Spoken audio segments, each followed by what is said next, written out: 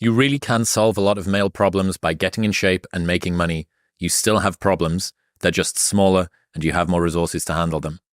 The world is there for the taking for anyone who can learn from their mistakes, do what they say they were going to do, and stick with it, even if it's not sexy. What used to make a man acceptable now makes you extraordinary. The bar for winning has never been so low. Show me two groups of men that need to learn a new skill or achieve anything, where the men that are in shape and have learned to make money do worse than an identical group of those men who are out of shape and have not learned to make money. And it's a skewed, purposefully test, because the skill of getting in shape requires many other skills. The skill of making money has many other sub-skills. And so the real question is, give me a group of more skilled men and less skilled men, and I promise you the more skilled men will do better. Yeah. And so for anyone who gets offended by that, you're a moron. And so the idea is all men and women benefit from learning more skills.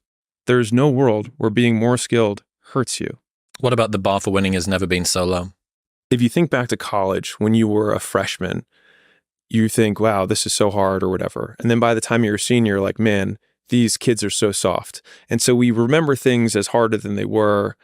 But I also think that there is a thread of reality, which is that the younger generation is softer. And I think we are softer than the generation above us. When I think about the guys who were storming Normandy, and I think about the people who would be attempting to do that now as a class, I think that we are softer.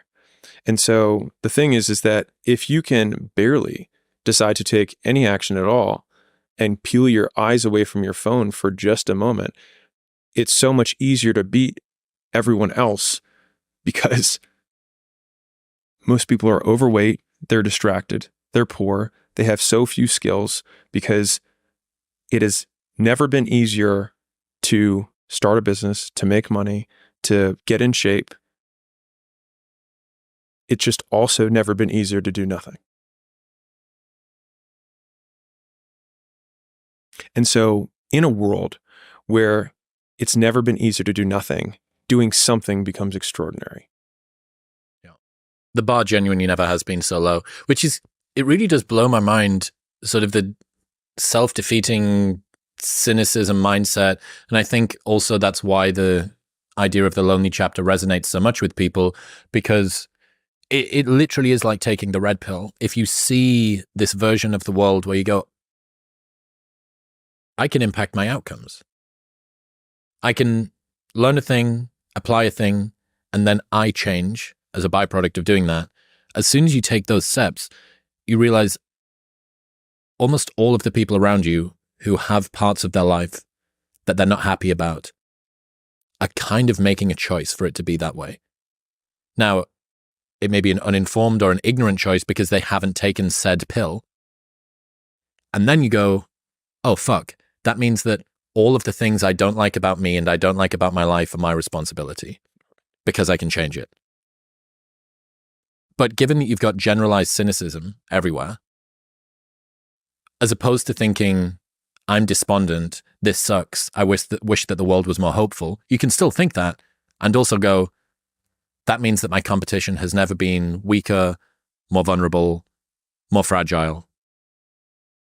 The ability to set myself out from the pack has never been easier. I think people struggle a lot with the concept that something can be both painful and empowering. It's this hurts, therefore it's bad. When taking full accountability of your life with all of the deficiencies that you have may be the most painful thing that you do when you look at yourself in the mirror and say, this is my fault. But in saying, this is my fault, those are also the first two steps of progress, because it's my fault, not anyone else's, which means it's my responsibility and my action that can change that. And I think that marrying short-term pain with long-term progress is one of the first connections that most people who are on that path have to make. This is the lead indicator of what will be the lag indicator that I want. People get frustrated not achieving what they want because they assume that they're going to jump across a cavern in one leap. But if you picture your goals like you're trying to build a bridge across that crevice, and every brick that you put on that bridge is progress. And each one of those bricks represents a skill that you need to learn along the way. It just takes all the way until you get to the other side that you can actually walk across. And so the walking across is the outcome. It's the external perceived achievement. But if you can reframe your progress as, what are the 100 things on this checklist? Then you can have much faster feedback cycles of wins that you're achieving along the way. And I think if you can define it that way, then you can feel like you are winning, A, more often, but B, with higher intensity, because as you win, skills stack on top of each other. And so I give this example a lot, but I like it, is that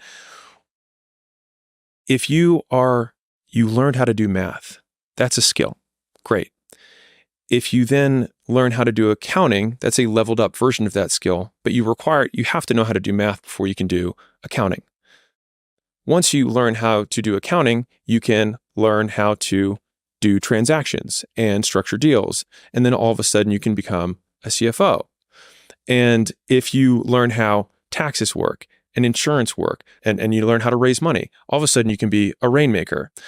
But the thing is that the gap between rainmaker and I know how to do math feels very big. But if you look at all of the micro things along the way, you might not get your first major deal done, which is what everyone man, he did that deal and made $20 million on one signature. Must be nice, right? And it is.